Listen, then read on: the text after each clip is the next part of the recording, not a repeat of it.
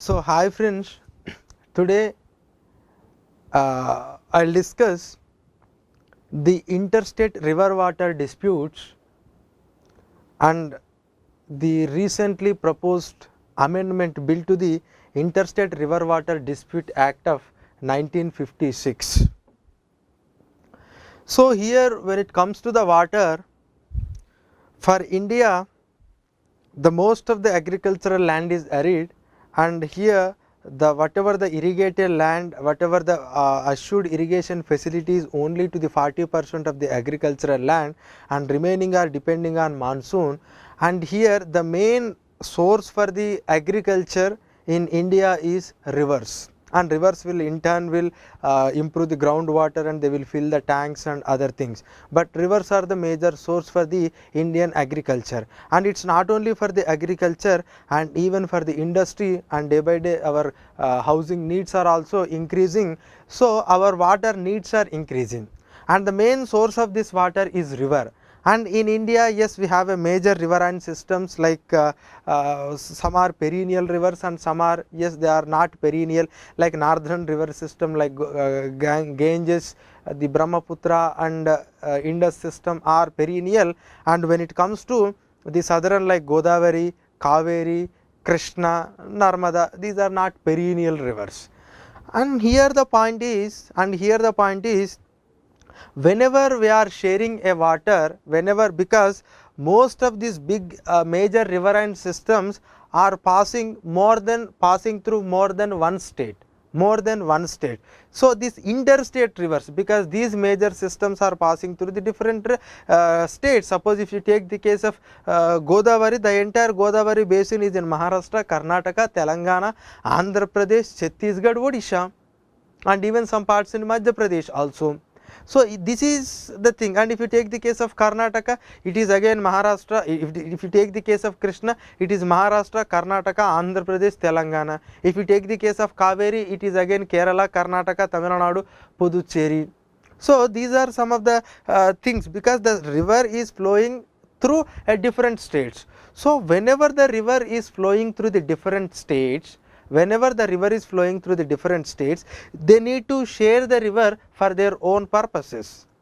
So, when it comes to the sharing of the river water and the development of different projects, so there are many issues are there, and here in order to solve those issues and how actually who has that power to solve and all, it has mentioned in the constitution. And now we are going to discuss what are the constitutional provisions, and what are the legal provisions, and what are the legislations, and what are the judicial means that are there to resolve these disputes. Now we will looking into this. So, here when it comes to the 7th schedule of the constitution, which specifically deals about the subjects of the union, subjects of the state, and the concurrent subjects. So, in the 17th, the entry 17 of the state list, deals with water, that is water supply, irrigation, canal, drainage, embankment, water storage, and water power. So, here the entry 17 deals with water supply, irrigation, canal, drainage, embankment, water storage, water power.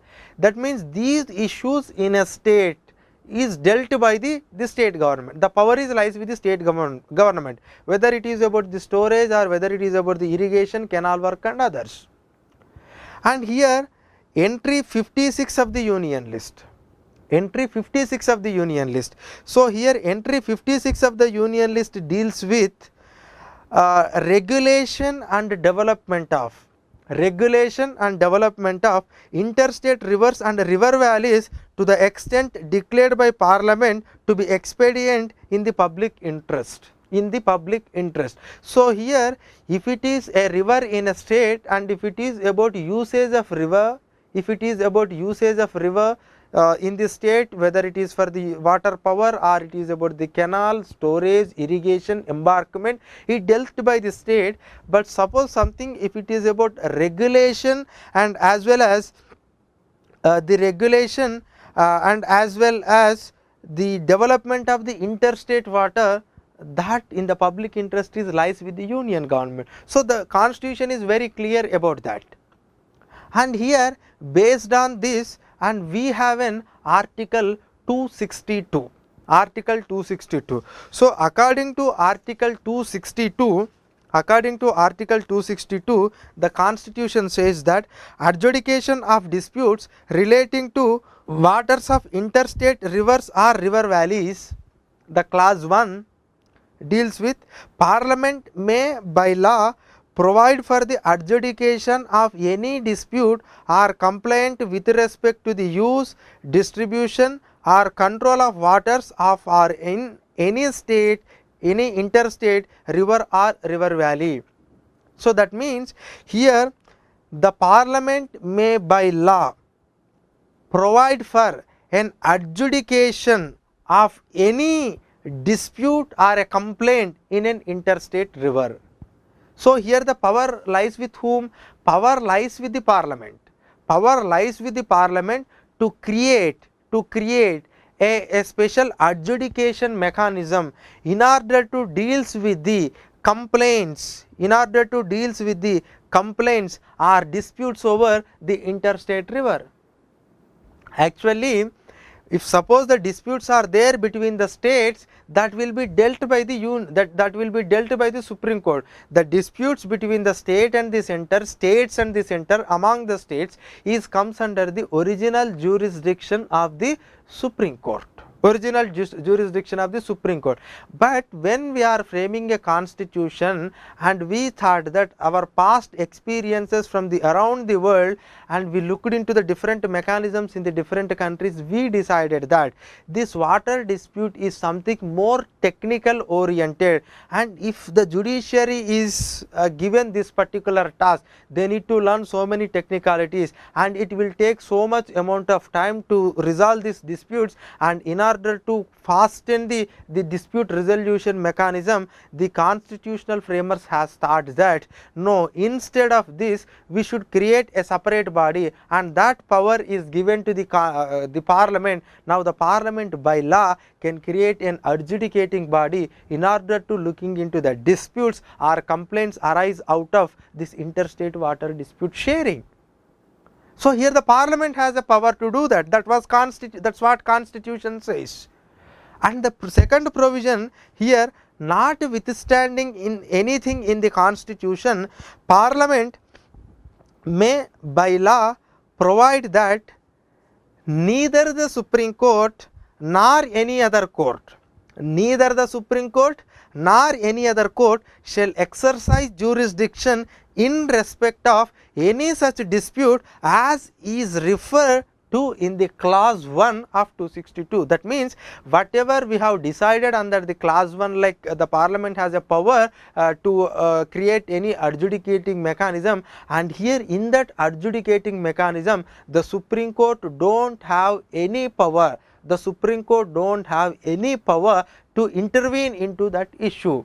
So, here the Parliament by law can provide that. That means, it is completely completely something like an independent body where the Supreme Court is not supposed to enter into its jurisdiction. So, this is the power given to the Parliament by the Constitution in order to solve the interstate river water disputes. So, this is the constitutional provision. So, list 17 of the state list, entry 56 of the union list, and article 262. And here based on these three provisions, here the union government, the Parliament of India brought two acts in the year 1956, and those acts are dealing about the interstate river water disputes even till today, and those acts are the River Board Act of 1956 and the Interstate Water Dispute Act of 1956. So, here when it comes to River Board Act of 1956, the purpose of this act is enable the union government to create boards for interstate rivers and river valleys in consultation with the state governments. The objective of the board is to advise on the interstate basin to prepare development schemes and to prevent emergence of any conflict. So, here under the River Board Act of 1956, it is the Union government will constitute a river management board or a river board in consultation with the concerned states, and here this is going to prepare a plans and schemes for the sharing of the river. And if it is already tribunal order is there, and according to the tribunal order, if tribunal is not there, but according to the whatever the accepted principles, and it will devise the plans and schemes for the sharing of the river water among the different states, and also it will try to prevent for any future conflict. So, that is the meaning of this river boards under the River Board Act of 1956. It is the Union government has such a power. Next, when it comes to the Interstate Water Dispute Act, when it comes to Interstate Water Dispute Act of 1956. So, this Interstate Water Dispute Act, according to this Interstate Water Dispute Act, suppose if any aggrieved state, suppose if any state thinks that yes, they are not getting a due share out of a river flowing through its state. So, if any state feels that yes, they are getting not justice and they are unjustified, so then if any one state or more than one state, if they approach the Union government, on this river water dispute, then initially Union government will try to resolve it through the negotiations, and if the government thinks that this issue now cannot be solved with the negotiations, then the government can appoint a tribunal.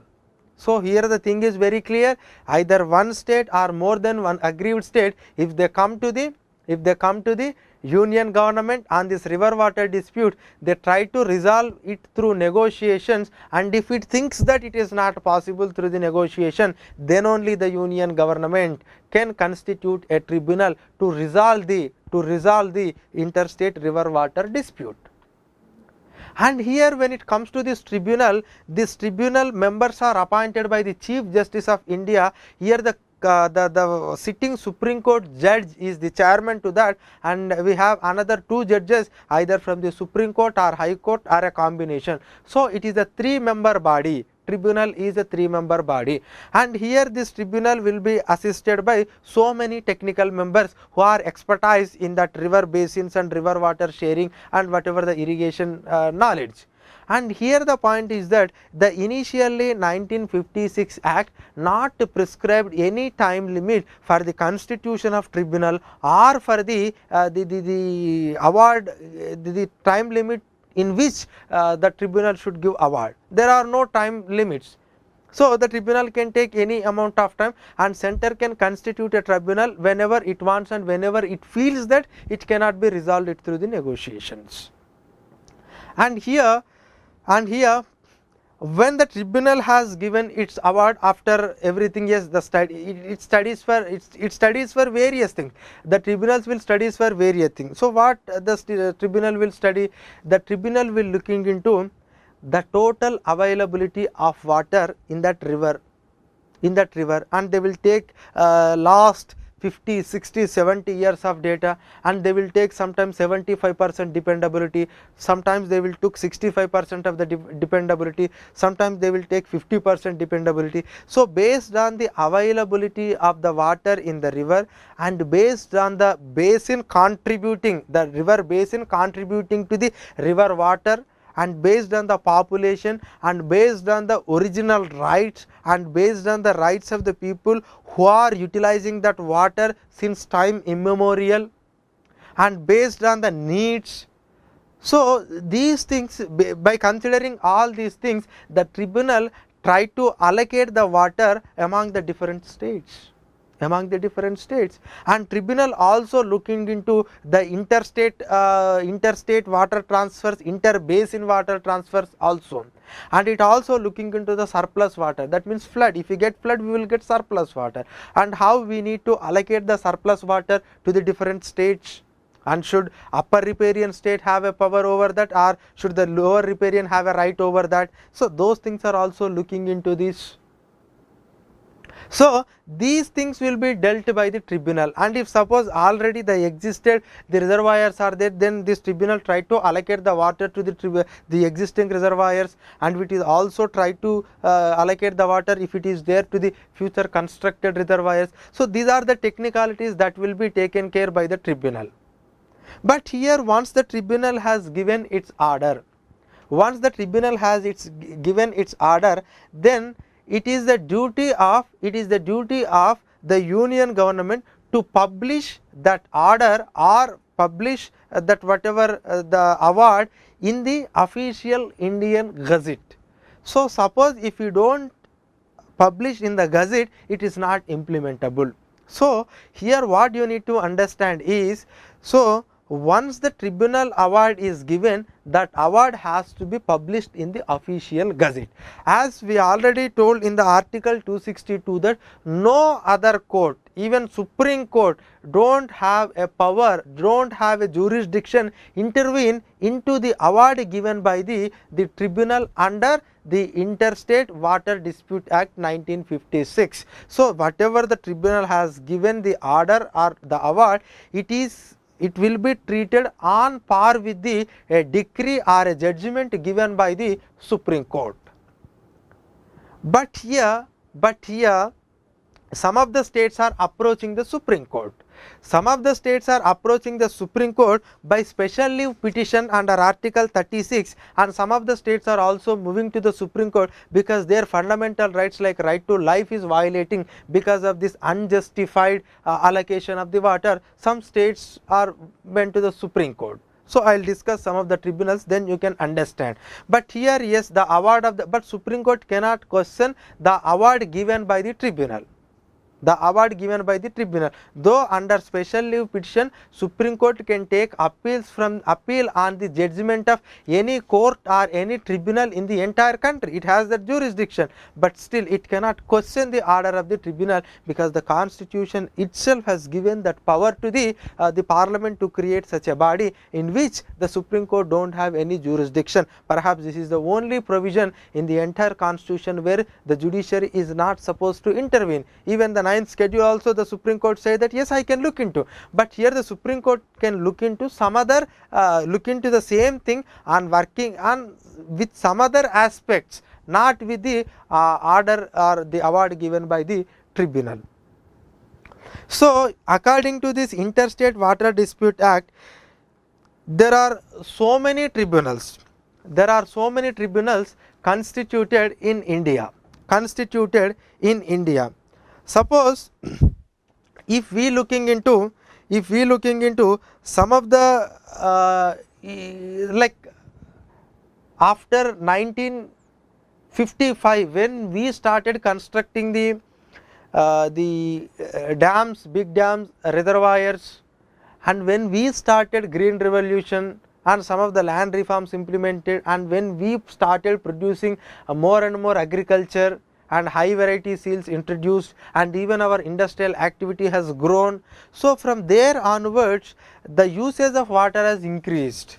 So, when usage of water increased, obviously the states are started fighting with this water from the river, and that whatever the river is flowing through the different states. So, here there are some tribunals, like you have a Godavari Water Tribunal, you have a Krishna Water Tribunal 1, Krishna Water Tribunal 2, you have a Kaveri Water Tribunal, you have a Mahanadi Tribunal, you have a Vamsadhara Tribunal, you have a Narmada Tribunal. Yes, these are some of the tribunals are there.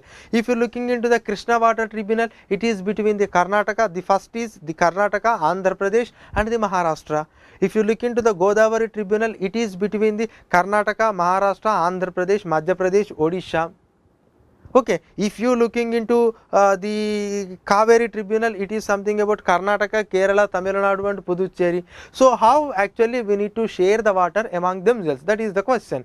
And here if you really looking into, and even the Punjab, Haryana, Rajasthan, it includes Ravi and Bias Water Tribunal, there are issues. So, here the thing is, if we really looking into the constitution of this river water tribunals, suppose if you take the case of Godavari and the Krishna water tribunal, the demand was started in the year 1962. The tribunal was appointed in the year 1968. The Krishna award is given in 1974, Godavari is in 1979, because both are having same tribunal, that is Bachavat tribunal, and finally that was published in the official gazette in the 1980. That means after 18 years of the demand, finally it resolved. 18 years it took. It took 18 years to resolve that issue. So, when demand is in 1962, because the provision says that, the 1956 Act says that yes, central tried to resolve it through negotiations, and if center thinks that it cannot be solved through the negotiation, then only it will appoint the tribunal. So, it took lot of time. It took almost 6 to 7 years to appoint a tribunal, and the tribunal has took another 10 years to resolve the solution, to resolve the problem and to bring a solution. And finally, it will be published in the official gazette after 1 year in the 1980, and from there onwards it started implementing for the next 30 years. And when it comes to the Kaveri water dispute also, it is very interesting. And here when it comes to the Kaveri, actually it is a dispute of, there was an agreement that was there in the year 1982 between the Mysore princely state and the Madras province. And here at that point of time, the Karnataka was underutilizing the water, and where the Kaveri basin is more in Tamil Nadu, Kaveri basin and Kaveri delta is there in Tamil Nadu, and they people used to grow more amount of agricultural crops, and they utilize the more amount of water. And with that, in the 1924 they concluded an agreement between Mysore province and Mysore princely state and Madras province, and that validity of that agreement is 50 years. That means by the end of 1974 it completes. But by the time of 1970 something happened. So, here Karnataka believed that okay, whenever we concluded an agreement of 1924, our state was underutilized the water, now we are growing and we are industrializing, we are agricultural production is also growing, our population needs are also growing. So, whatever the 1924 agreement, we don't accept, we need a new thing. That is what Karnataka says, but Tamil Nadu says that no, there is an agreement, we need to follow the agreement and we need to carry forward that, and whatever the changes that we wanted to bring, that should be only in surplus water, not in the net water that is allocated to the both the states, that they said. And on the other hand, the Tamil Nadu is saying that no, Karnataka is constructing so many amount of dams, so many dams in the on the river Kaveri. So immediately they demanded for the tribunal in the 1970. In the 1970, when they started demanding for a tribunal in the 1970, finally after intervention of the Supreme Court, the Union government constituted a tribunal in 1990, sorry. That means it took 20 years to constitute a river water dispute tribunal, and in that time, yes, 3 chief ministers changed in Karnataka, 2 chief ministers changed in Tamil Nadu, in union government, yes, 3 to 4 government changed, so many ministers, and even after intervention of the Supreme Court, it is the union government constituted the river water dispute tribunal in the year 1990. And they started looking into the issues, and finally it has published its report in the year 2013. That means it took almost 23 years to give a judgment, to give an order, but immediately after 2013 judgment, and both the Karnataka went to the Supreme Court, because we have not given due share, and then under the special leave petition and under the article 21 of the Indian Constitution, like right to life and personal liberty, they are taking away my fundamental rights. So here again the Supreme Court intervened into this issue, and after the intervention of the Supreme Court, finally it was in the year 2019 the award is decided. That means it took 29 years, to publish the award or to give the award. So, this is something a pathetic situation in India when it comes to the interstate water disputes. And even when it comes to this the Sutlej Yamuna link canal issue is also a big issue, because when state of Punjab and Haryana they divided, Haryana started demanding for the water from the Sutlej, and they wanted to link that Sutlej to Yamuna so that they can utilize the water. And when they demanded in the 1982, they constituted the tribunal in the year 1986, and in the year 1987 they have given a award. In the year 1987 that award is given, that has not published yet, that has not published yet. And here after that 1987, yes, after Punjab said that okay, whatever the tribunal has decided in the 1986 and 87, they overestimated the water in the Sutlej, so we do not accept this. So they passed a legislation in the Punjab State Assembly that we are not going to accept any this interstate water agreement. Then Supreme Court intervened. Supreme Court said that no, it is against the violation of the constitutional principle, because it is the tribunal has a final authority over it. So they said that whatever the legislation they passed it as null and void, and they instructed the Punjab state to complete that canal, because Haryana constructed, Punjab is not constructed, to link the Sutlej and Yamuna. And immediately when Supreme Court has given the order, the state legislature has again sat together, and they decided that the land acquired for the canal would be denotified and returned to the original landowners. That means whatever the land we acquire for the canal, we are denotifying, we are giving it to the original land. That means we are not interested to construct the canal. Now the issue is sub judice, it is pending. So these are some of the issues with the tribunal.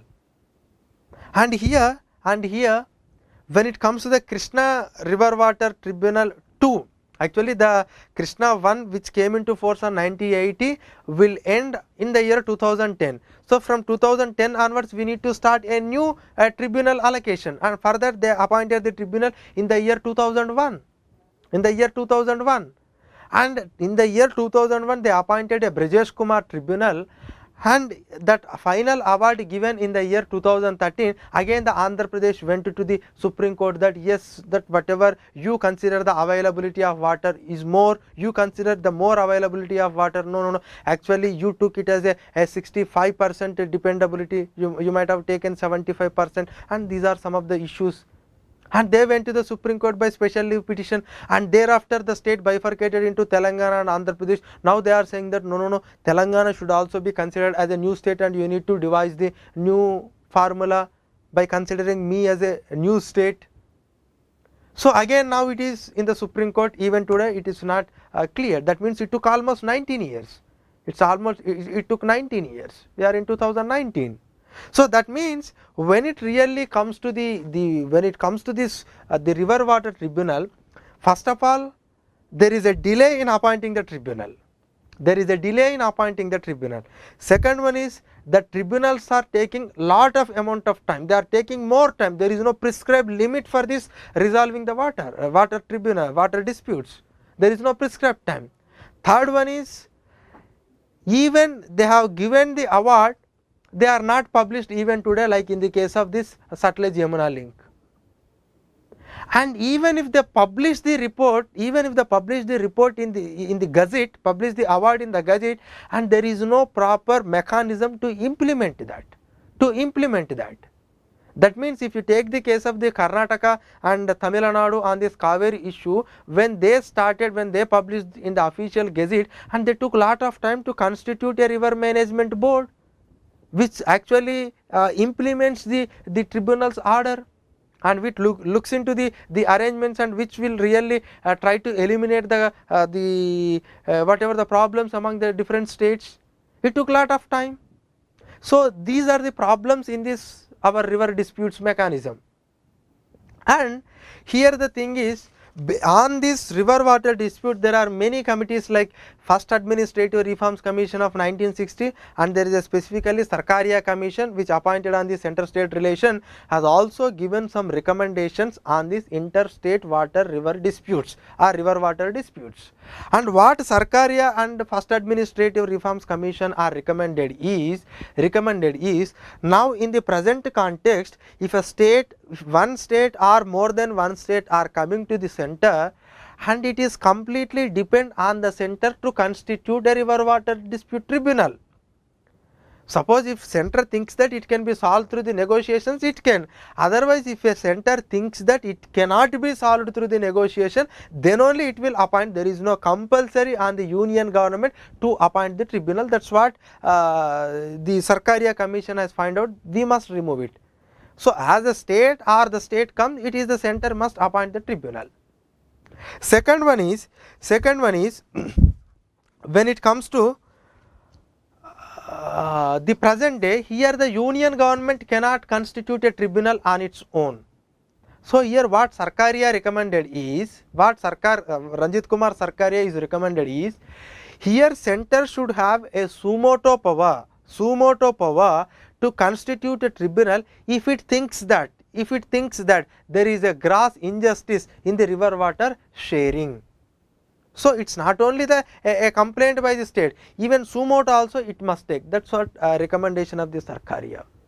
And even Sarkaria find out that here when state makes a request, within a prescribed term you must constitute the either a negotiation mechanism or a tribunal, and you are waiting for years and years together to constitute the tribunal. That is not the case. Within a prescribed time limit you need to constitute a tribunal, and the tribunal must not take so much of time. There must be a time limit for the working of the tribunal, and even after the tribunal has given the award, it must be published in the Gazette within a time period, and there must be, and here he said that whatever the award given by the tribunal must be treated on par with the decree or the judgment given by the Supreme Court. That must be it. That means it must be enforceable and it must be binding on both the parties.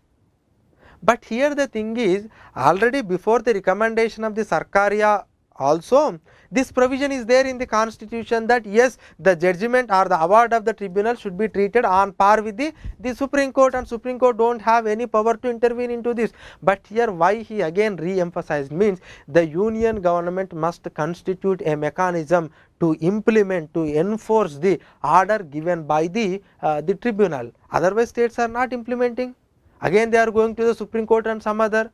That means even after the publication of the Gazette or before the even after the award is given, states are not accepting that, it is not implementing. So you must have a mechanism to implement this, and here you must bring some legal changes in the legislation in order to enforce the award given by the tribunal.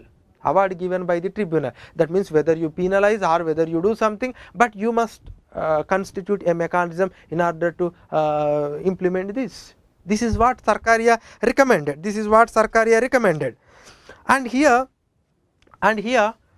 so based on the Sarkaria recommendation and the administrative committee recommendation, there was some amendments were brought in the year 2002 to this Interstate Water Dispute Act of 1956. So what are those? Here suppose if state makes a request, the tribunal has to be constituted within 1 year of that, within 1 year completion of that request. So suppose if I make a request today, so within 1 year, that means 2020, maybe October 15th, 16th, so we must constitute a tribunal. The union government must constitute a tribunal. Second one is, when it comes to the working period, whatever the period that is allocated for the working of tribunal will be only 3 years. That means within 3 years the tribunal must provide the award, and that term can be extended up to 2 years. That means total 5 years. So within 5 years the tribunal must give its award. Next, the another provision added is, so once the final tribunal order is given, here the concerned parties may seek a clarification within 3 months of that award. So, because after the award you need to publish. So, before that you must seek the opinion of the concerned parties within 3 months, and whether is there any apprehensions are there, or directly we can publish in the Gazette. So, these three are added in the year 2002, in the year 2002. So, even yes, we have brought some amendments, but still some problems are there in this act. Still some problems are there in this act. First of all, it is completely depend on the union, and yes, anyway union, even though the time limit has prescribed, but unfortunately we are not following the time limit, and even after the publication, yes, some states are not implementing, some states are not implementing, and here we do not have a proper implementing mechanism, and we are giving it to the states and we are asking them to implement, and the states are not implementing properly, and they are not implementing judicially according to the order or the award given by the tribunal. And here some people are arguing that you must constitute a river board under 1956 Act, and even today we have some acts like Kaveri Management Board Act, Krishna Management Board Act, Godavari Management Board Act. We have these acts, but these acts are not under the Act of 1956, but under some other legislation. Suppose if it is under 1956 Act, it is an autonomous body to implement, and it is constituted by the union government with the consultation with the state government, and that have a statutory backing, and with that statutory backing they try to implement the tribunal order, and they try to devise some schemes and whatever the allocation of the water to the different states based on the award given to them, and here so that they can reduce the disputes to a minimum level. So, here the thing is, though we are implementing the amended Act 1956 and the original Act, but unfortunately the implementation mechanism of the tribunal's award is not happening properly. That we need to understand. Again, when it comes to the solving of the issue itself, here the states, they are not providing proper data, and here even Sarkaria recommended that here the center should have a data repository on all water basins, because we are providing two types of data. We are having a technical objective data and we are having a subjective data. Subjective data is something, it is our own interpretation, but actual figures are something and subjective figures are something, and here this data is creating so much of conflict. And here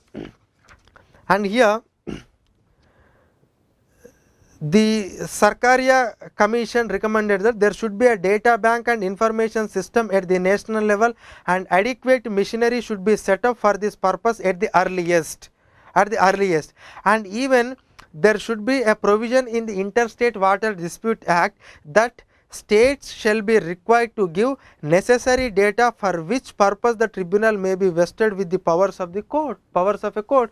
And here whenever you are approaching for a tribunal, you must provide with sufficient amount of data. This data is very important to solve the issue objectively. So, here there is a problem with the data, and there is a problem with the implementation mechanism, and even there is a limited time prescribed for the working of the tribunal, but still the union government is go on extending, and we have seen Kaveri work for 29 years, Krishna river water dispute 2 is working even today for 19 years, and whatever the Sutlej Yamuna link, the tribunal award is not implemented even today. So, these are some of the issues with the tribunals. And Mahanadi, yes, it is between the Chhattisgarh and Madhya Pradesh. Vamshadhara, Mahanadi is between Chhattisgarh and Odisha, and Vamshadhara is between Odisha and Andhra Pradesh. Some are settled easily and some are not settled. So, the union government is not reacting properly. So, that is the reason why the union government wanted to bring a new bill, because water is a scarce resource nowadays, because the population is growing and the people's demands are also growing more and more. people demands are also growing more and more, and moreover more amount of water is lying, just it is flowing wastely into the seas and oceans. So certainly we need to utilize, and moreover if we really resolve this issue, then certainly we can get a good benefit out of this. And here when it comes to how actually we need to resolve this interstate river water disputes. So because this tribunal is not working properly and efficiently and objectively, that is the reason why some people are suggesting that two types of models they are suggesting. One is like finance commission model, another one is something like a GST council model. Here GST council model means, suppose when issue is something about the federal issues, why can't the state and central come together and they form a body, and why can't they try to solve the disputes? Here already interstate council is there under article 263, but unfortunately that is not working to the full advantage of resolving the interstate river water disputes. And here even in the year 1982, National Water Development Agency, and in the year 1983 National Water Resource Council also constituted. This National Water Resource Council is constituting all the chief ministers and the lieutenant governors, but unfortunately it has also not worked properly. So again they are saying that why can't we start a federation, a cooperative federation body like GST council to solve these issues, because all will sit and they will discuss. We can have a regional grouping also in that. But here the point is, if you really create again another political body, the point is here the issues are becoming more complex, not because of the technicalities, but because of politics.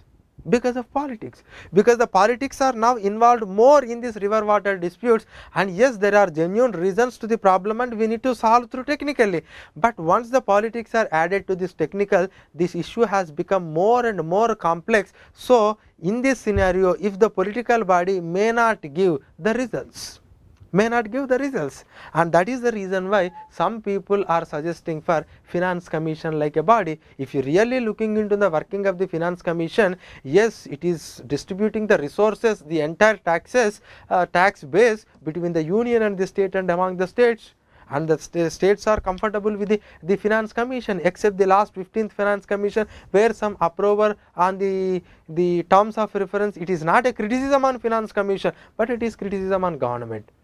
So when finance commission is doing such a work which really deals about the entire federation of India, so if we really start such a technical professional body, it will certainly resolve these issues amicably, without much time and without much complexity and without much disputes.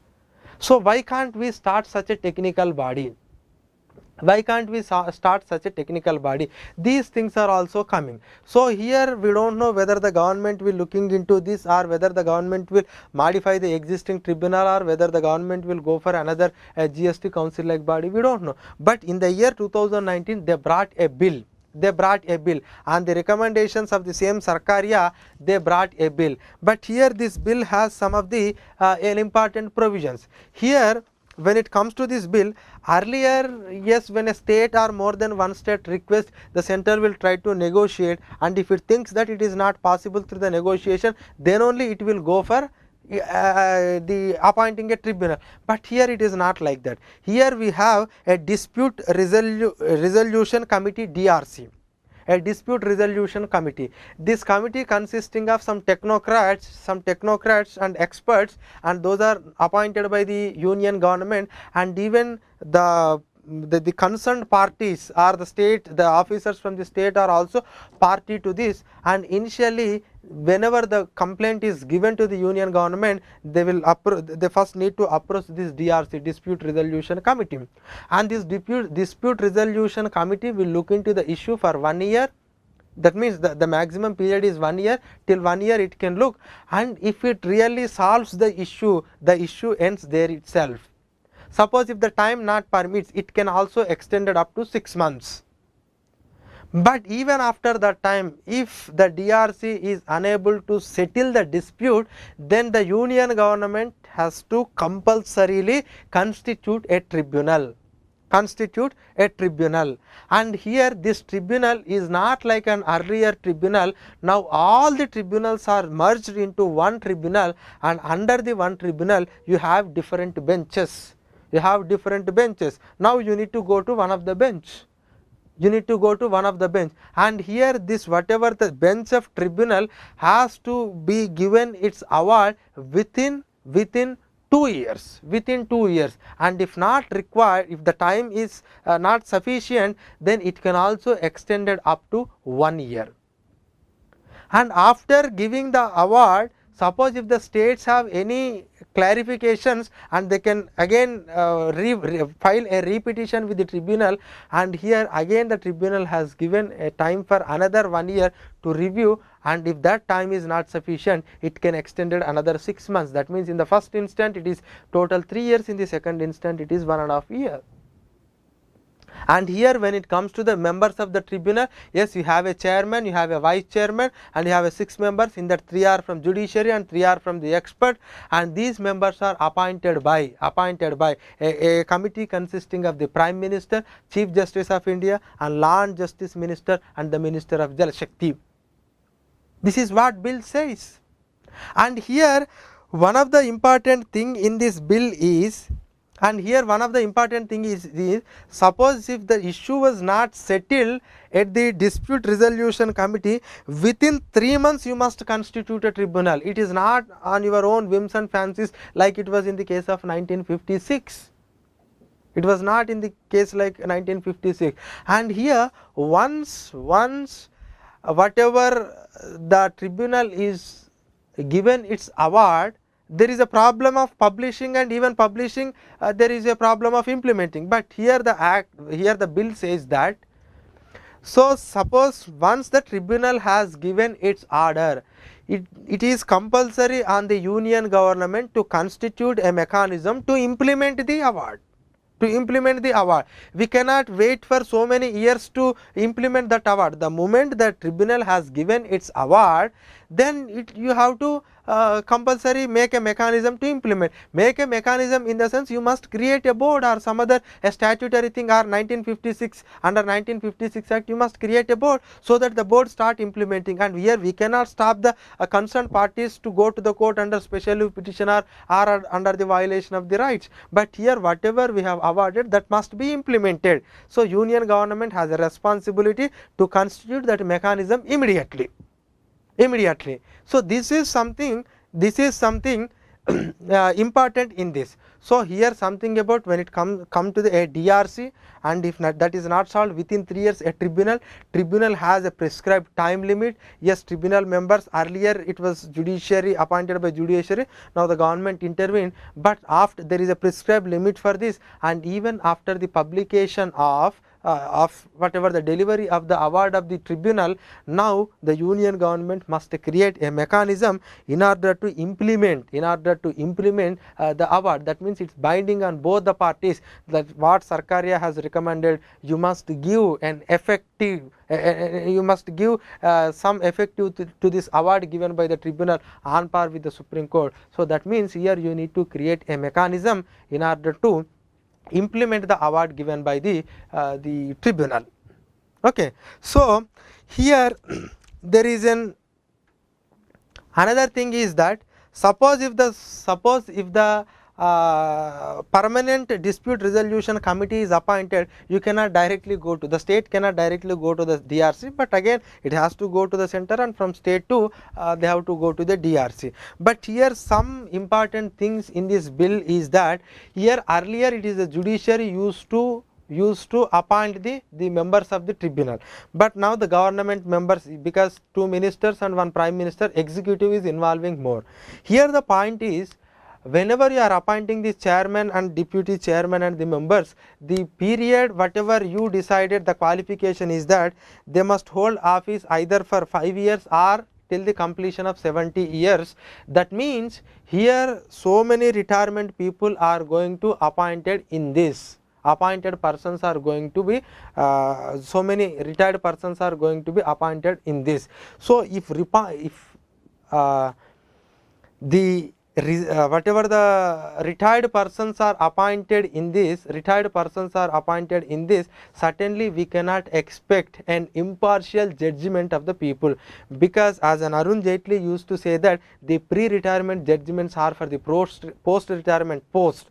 The pre-retirement judgment are for the post-retirement post. That means the judges are giving some pre-retirement judgments in order to get a post-retirement post. So definitely there must be a conflict of interest in this. So if it is, suppose if you appoint a members within their service time only, it's better, because after you resign, after your retirement, then you are not going to get any post under the public office. So if that is the case, then at least they may act so impartially. That's what another suggestion that is given by so many people.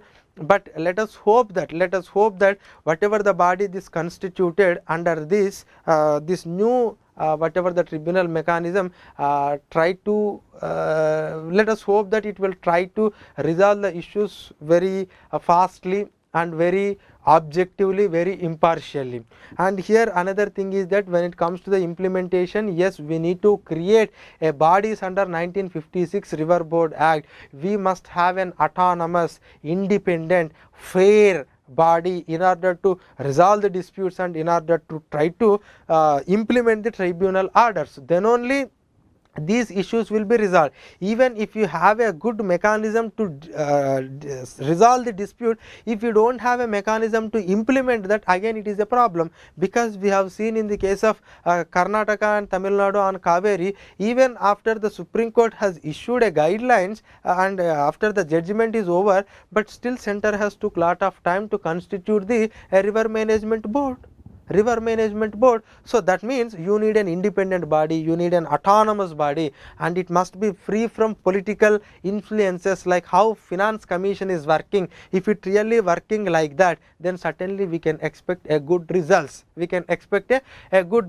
And moreover, in India, so many rivers are there, and more than 60 to 70 thousands of TMC of water is just wasting and just wastefully flowing into the river, flowing into the ocean. And here we want to utilize those resources, and we must try to resolve these issues very amicably. And the Vajpayee government and even the present governments are talking about the river linking in order to utilize the river water efficiently. And if you really unable to resolve these disputes, it is really not possible to bring such a very ambitious projects like river linking, because certainly you need to resolve the issues between the states amicably. And some of the states are really, they are doing better and they are trying to resolve the issues on their own instead of going to the tribunal, because they know the consequences of the tribunal, how much time it takes, and finally what are the consequences of it.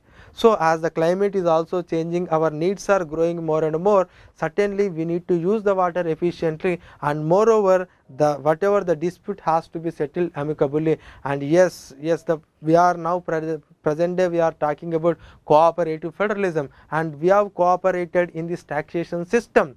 So with both the center and all the states. So like if we really try to create such a body, in order to resolve the water dispute, something, it is a big achievement in the independent India, because we are talking about federation, cooperative federation, bargaining federation, and whatever we are talking, but really the core of the issues are lies here. And if we really try it, it's better. And even some people are arguing that water has to be brought under the concurrent list. It's not necessary, because when it really looking into the constitution, the list is entry 17 of the state list and the entry 56 of the union list, they clearly demarcated. If it is within the state, yes, it is related to the state, and if it is an interstate, it is between the it is between the state, it is lies with the union government. But the thing is, whatever the tribunals we are appointing, whatever the adjudication mechanism we are appointing, that must be very fast, very objective, and it cannot make so many delays, and the award must be implemented properly, and we must have a proper implementing autonomous body, and it must implement in a fair manner, and we must have a proper data, we must have an objective data, technical data, not subjective data, not subjective data. If we really do like this, certainly we can expect a good results on the front of this interstate river water disputes, and if these disputes are resolved, certainly we can grow so much. So with this yeah, I am stopping, but here I wanted to put a question to you. Do you think that the amendment to the Interstate Water Dispute Act is necessary in order to solve the interstate water disputes? Do you think that the amendment to the Interstate Water Dispute Act is necessary in order to resolve the disputes? So you write whether you are thinking that whether we need an amendment to this Act of 1956, or do you don't need any amendment, or apart from the amendments do you need any extra measures to solve this issue, and try to answer to that question. And with this, yes, I am closing this. Thank you.